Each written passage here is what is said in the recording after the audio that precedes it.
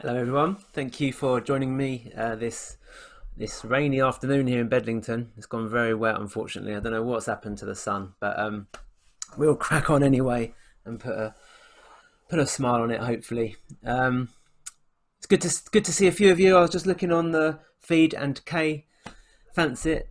Thank you for joining me. I'll try and stop this echo, any echo issues that I'm going to get there.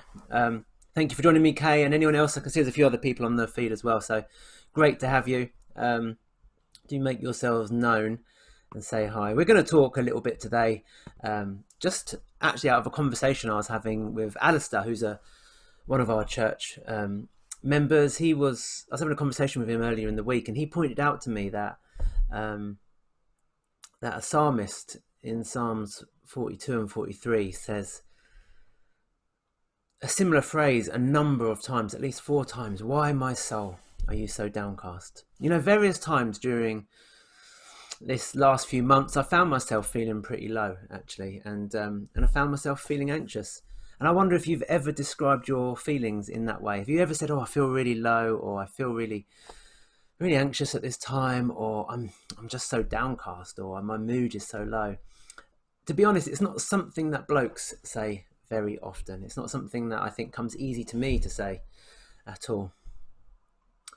And sometimes, really, there are very obvious reasons for these feelings that we experience. When I look back to when I was really ill, many of you will know that I had psoriatic arthritis. I've been diagnosed with that. I think I look back at a time when I was also quite depressed and very anxious, probably clinically so. I was immobile, isolated, and questioning where my hope was, what I'd put my hope in. I was in extreme pain, and I'd begun taking a medication that made me feel awful. It's really hard to explain how that medication makes you feel, but it just makes you feel terrible. So during this time, I didn't really need to explore. I knew why I was feeling the way I was feeling, and what I needed was a wide range of positive choices about food, about exercise, about persevering with medication. But even more than that, I also needed to reassess where my hope was, what I'd put my hope in. And I remember as I did that, I experienced Jesus in a totally new way.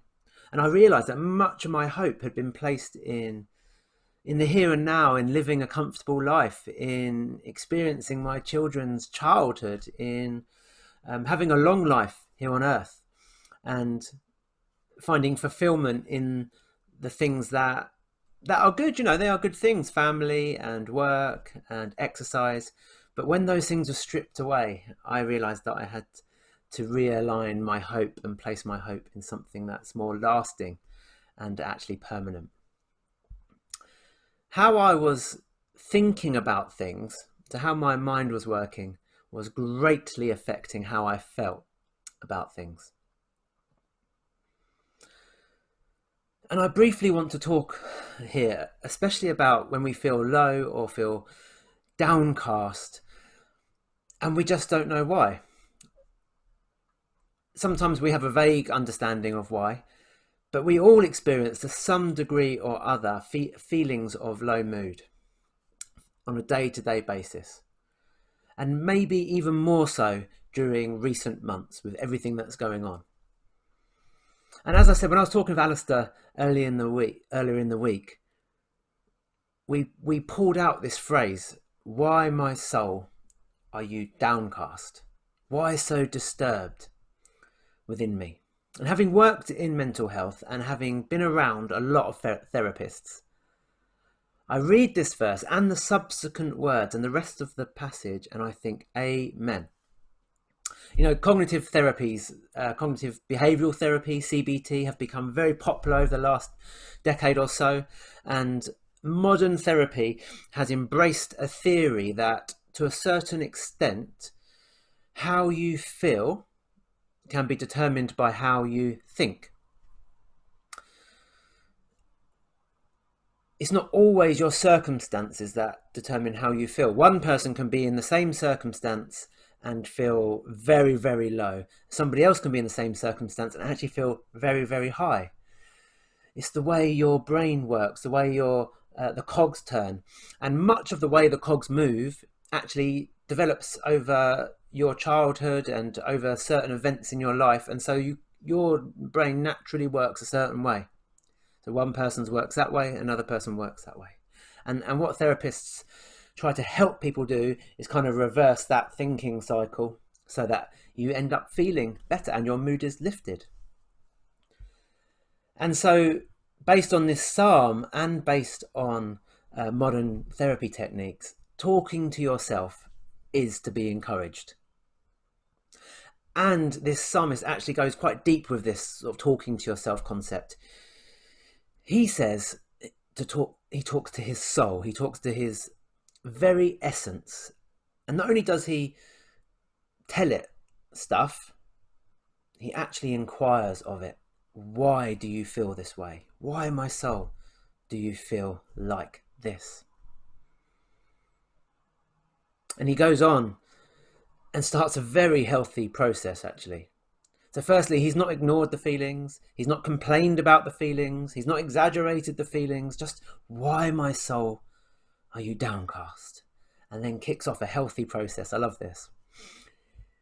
He then says, these things I remember as I pour out my soul, how I used to go to the house of God under the protection of the Mighty One, with shouts of joy and praise among the festive throng. It's in Psalm 42, verse 4 onwards.